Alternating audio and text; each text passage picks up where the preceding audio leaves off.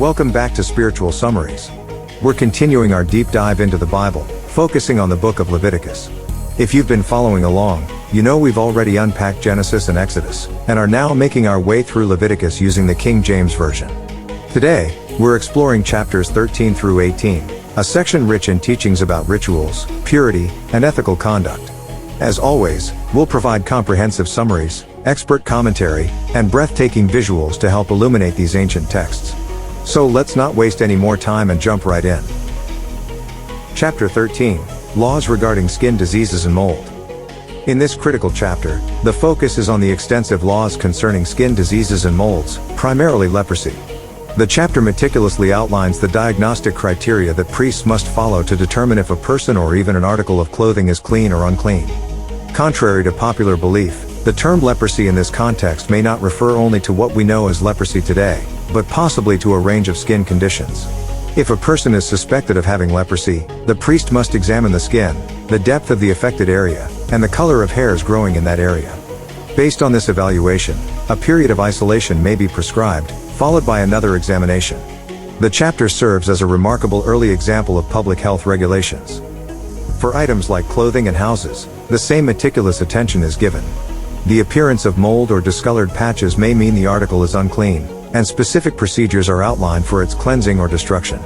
This chapter's teachings go beyond mere bodily health. They represent an external manifestation of spiritual purity or impurity, underscoring the deep interconnectedness between the physical and the spiritual in ancient Israelite belief. Chapter 14, The Cleansing Rituals for Lepers and Infected Houses. This chapter dives into the intricate rituals for cleansing those who have been declared unclean due to leprosy or other skin conditions, as well as houses afflicted with mold. The cleansing process is not merely a physical one, it carries significant religious symbolism.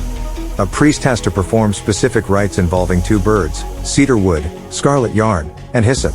One bird is killed over running water, and its blood is mixed with water, symbolizing purification.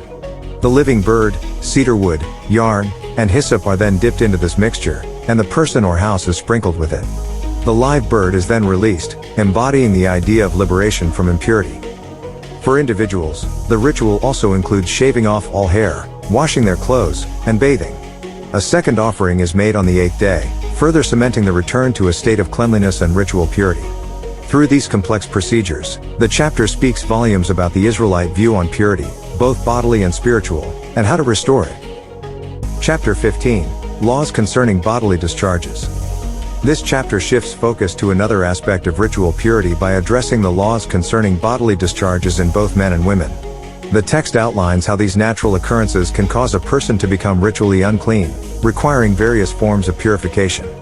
For men, any kind of seminal discharge leads to a state of uncleanliness, which can be rectified through bathing and waiting until evening.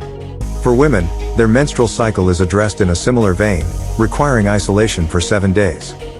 The chapter goes further to discuss the transfer of uncleanliness through touch or shared objects. Even beds and seats an unclean person has used become sources of ritual impurity. In a society that places immense importance on the concept of ritual cleanliness, these laws serve as comprehensive guidelines to maintain the sanctity of the community and the individual. Chapter 16, The Day of Atonement, a ritual of purification and redemption. In this chapter, we delve into the intricate and sacred ritual known as the Day of Atonement, or Yom Kippur. This chapter is crucial, as it lays out a meticulous framework for how the Israelites are to seek divine forgiveness and purification annually. Aaron, the high priest, is at the center of this powerful ritual, tasked with making expiation for the sins of the people in the sanctuary. Before beginning the ceremony, he must undergo a process of ritual cleansing and don specific garments, designated only for this holy day. His responsibilities extend to offering burnt sacrifices for himself and his household, as well as for the community, highlighting the shared burden of sin and the need for collective redemption. 2 goats play a pivotal role in the ritual. Aaron casts lots to determine their fates. One is chosen for sacrifice to the Lord, and its blood is used to purify the most holy place. The other goat, often called the scapegoat, is to be released into the wilderness, bearing with it the sins of the Israelites. This duality symbolizes both the gravity of the offenses committed and the cleansing forgiveness granted by God. The climax of the ritual occurs when Aaron enters the Holy of Holies, the innermost chamber of the tabernacle, to present the blood offering before God. This part of the ceremony is laden with profound religious significance, as it marks the only time the high priest is permitted to enter this most sacred space, reinforcing the exceptional nature of the Day of Atonement. In summary, Chapter 16 provides an elaborate blueprint for an annual ritual that touches upon the core themes of sin, repentance, and divine mercy. It is a dramatic and soul-stirring testament to the Israelites' covenantal relationship with God, capturing both the weight of human imperfection and the boundless grace of divine forgiveness. Chapter 17, The Sanctity of Blood and Life. In this chapter, the Israelites are given clear directives concerning the unparalleled importance of blood in their religious observance. The chapter opens with God commanding Moses to speak to Aaron, his sons, and the entire Israelite community about his statutes concerning the handling of blood. It's made clear that any slaughtering of animals for sacrifice or food must take place at the door of the tabernacle. This isn't a simple matter of regulation but a profound theological statement about the sanctity of life, symbolized by blood. Specifically, the chapter outlines that when an animal is slaughtered, its blood must be presented to God on the altar. It reiterates that the life of every creature is contained within its blood, making the substance sacred. Thus, it becomes a suitable means for atonement for human sin, setting the stage for the necessity of blood in rituals throughout the Bible. Furthermore, the Israelites are strictly warned against consuming any form of blood, be it from birds or mammals. This prohibition goes beyond a mere dietary restriction and enters the realm of spiritual consequence. Anyone, whether native or foreigner, who consumes blood is considered guilty of a grievous sin and must be ostracized from the Israelite community. In essence, Leviticus 17 is an ethical and spiritual cornerstone. It institutes rules that don't just guide sacrificial offerings but speak to the very notion of life, its sanctity, and the grave responsibility humans have in respecting it. The text thus serves as a moral compass, defining acceptable behavior within the Israelite community and separating them from the practices of surrounding nations. Chapter 18, Laws of Intimate Morality. In this chapter, God continues to establish his moral framework for the Israelites, this time zeroing in on intimate relationships. Moses serves as the conduit for these commandments, bridging the gap between the divine and the people. The Israelites are strongly cautioned against adopting the intimate practices of the Egyptians, their former captors, and the Canaanites, the inhabitants of the land they are to conquer.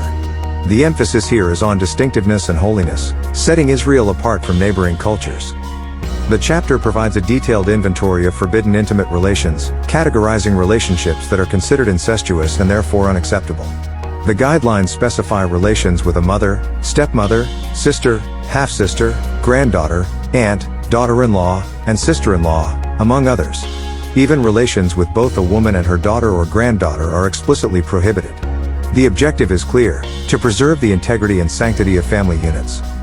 Furthermore, God condemns other immoral intimate acts, such as adultery, bestiality, and male homosexual acts. Disobeying these laws not only constitutes individual wrongdoing but also jeopardizes the community's spiritual well-being.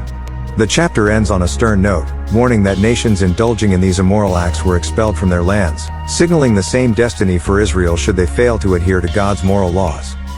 This chapter serves as an in-depth exploration of the ethical principles God aims to instill in his chosen people. It's not merely a roster of prohibitions but a blueprint for understanding human intimacy within the framework of God's design and intent. And there you have it. We've just taken a deep dive into Leviticus chapters 13 to 18. From understanding the intricate laws surrounding skin diseases and purification to exploring God's moral framework for intimate relationships, these chapters are packed with lessons that still resonate today. Remember, we're exploring the King James Version of the Bible, so feel free to follow along with us or use the version that you're most comfortable with. If you've missed our previous videos covering Genesis and Exodus, don't worry. You can always catch up by visiting our playlist. As always, we would love to hear your thoughts, questions, or insights in the comments below. Don't forget to hit the like button if you found this video insightful and subscribe to Spiritual Summaries for more biblical wisdom. Next time, we'll be continuing our journey through Leviticus, exploring even more guidelines and commandments that shape the Israelites and continue to influence ethical thought today. So, stay tuned, and may your spiritual journey be ever enlightening.